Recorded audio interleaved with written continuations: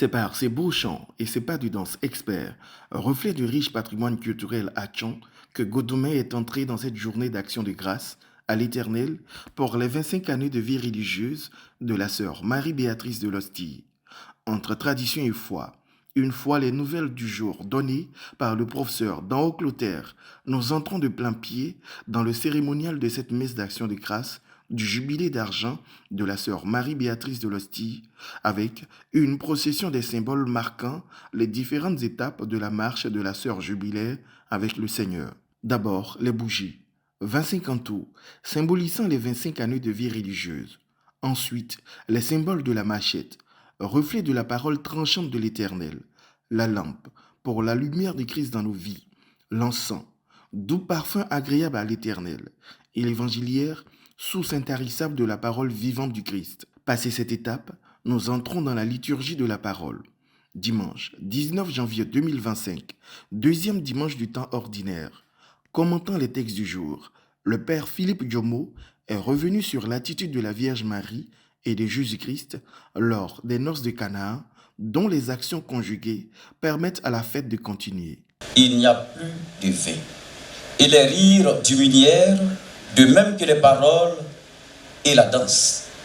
La fête mourait.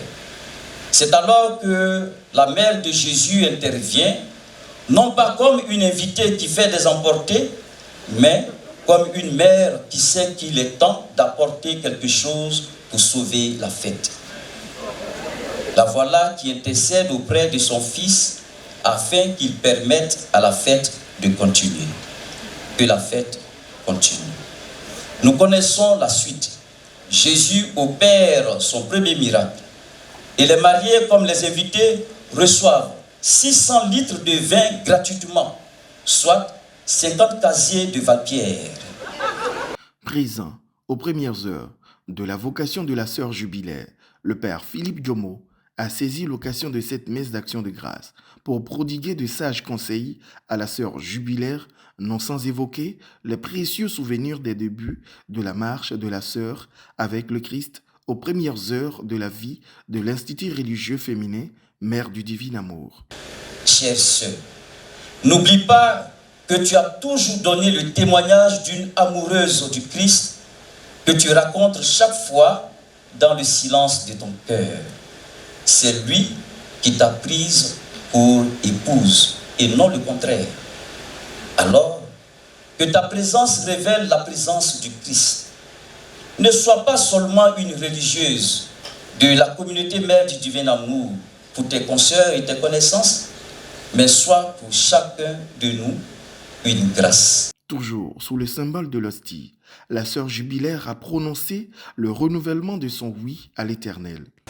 Moi, sœur Marie-Béatrice de l'Hostie Boudjoui, devant la Sainte Trinité, Père, Fils et Saint-Esprit, en présence de mes sœurs, je promets de vivre pour la suite de ma vie les vœux de chasteté, de pauvreté et d'obéissance, selon les constitutions de l'Institut religieux féminin Mère du Divin Amour, pour le service de Dieu, de mes sœurs, de l'Église et du monde.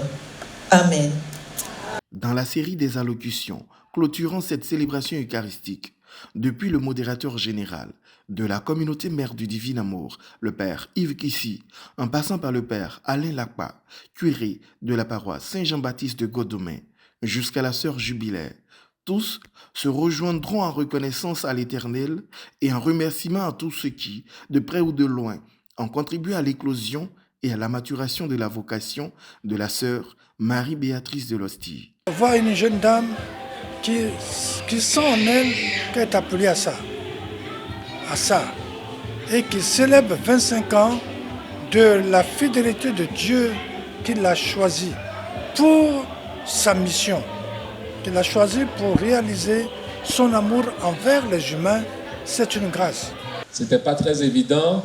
Quand une communauté est déjà constituée, les choses vont, c'est simple, comme c'est le cas peut-être aujourd'hui.